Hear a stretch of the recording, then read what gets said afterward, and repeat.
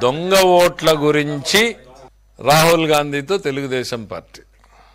జగన్మోహన్ రెడ్డి గారికి ఎట్లాంటి ఆలోచనలు వస్తాయో నాకు నవ్వు వస్తుంది.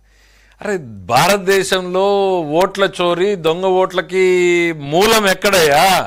కేర్ ఆఫ్ వైఎస్ఆర్సీపీ కదా, జగన్మోహన్ రెడ్డి కదా. 5 ఏళ్లలో నువ్వు చేసినటువంటి అరాచకాలకు చివరికి ఏం జరిగింది? మా ఉరవకొండలోనే మొదలైంది కదా.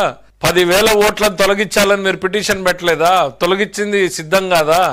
దాని మీద సెంట్రల్ గవర్నమెంట్ కేంద్ర ఎన్నికల సంఘం నుంచి ఓ కార్యదర్శి వచ్చి బిఎల్ఓలకు సస్పెండ్ చేసి తర్వాత 2 జెడ్పీసీఈఓలు సస్పెండ్ చేసింది మర్చిపోయారా? విశాఖపట్నం మర్చిపోయారా? మా పర్చూరు మర్చిపోయారా? తిరుపతి మర్చిపోయారా? దొంగ ఓట్లకి, ఓట్ల చోరీకి, ఓట్ల తొలగింపుకి పునాదులు మీరే. ఇంక రాహుల్ గాంధీ ఏం మాట్లాడతాడు పాపం? ఆయన లేని సబ్జెక్టు, ఆ సబ్జెక్టుకి కర్త కర్మ క్రియ మీరే. ఈ సంవత్సరంలో ఒక ఓటు పెరిగిందో ఒక ఓటు తగ్గిందో మేమైతే చూసుకునే పరిస్థితిలో లేం. ఎందుకంటే మేము ప్రజల్ని నమ్ముకున్నాం, ఈ దొంగ ఓట్ల కార్యక్రమాల్ని నమ్ముకోలేదు. మేము ప్రజల్ని నమ్ముకున్నాం, మీరేమో దొంగ ఓట్ల కార్యక్రమాన్ని నమ్ముకున్నారు. ఎన్నికల సంఘంలో చావు దెబ్బతిన్నారు. గతంలో 2 ఆఫీసర్లను సస్పెండ్ చేసింది. ఈ రోజు వరకు కూడా వాళ్ళకి పోస్టింగ్లు లేవు.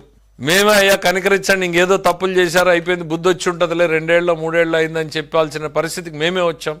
దొంగ ఓట్లకి ఈ దేశంలో మూలం ఎవరు అని అంటే మీరు బహుశా మీరే హాట్ లైన్లో రాహుల్ గాంధీకి నేర్పించినట్టున్నారు. నేను ఇక్కడ చేశాను, కాకపోతే కొంచెం తెలుగుదేశం పార్టీ యాక్టివ్గా ఉండడంతో ఫెయిల్ అయింది, అక్కడ కూడా జరుగుతున్నాయి చూసుకో, వాళ్ళు చేస్తుంటారు అనేటువంటిది ఏదో నేర్పించినట్టున్నావు తప్ప మాకు ఎవరితోనూ ఉండాల్సిన పని లేదు. ఈరోజు కేంద్ర ప్రభుత్వంలో ఎన్డీఏ కూటమిలో బలమైన భాగస్వామిగా ఉన్నాం, నమ్మకమైన భాగస్వామిగా ఉన్నాం. ఈ రాష్ట్ర అభివృద్ధి కోసం ఎన్డీఏ కూడా బ్రహ్మాండమైనటువంటి సపోర్ట్ చేస్తూ ఉంది. కాంగ్రెస్ వ్యతిరేక పునాదుల మీద వచ్చినటువంటి పార్టీ మాది.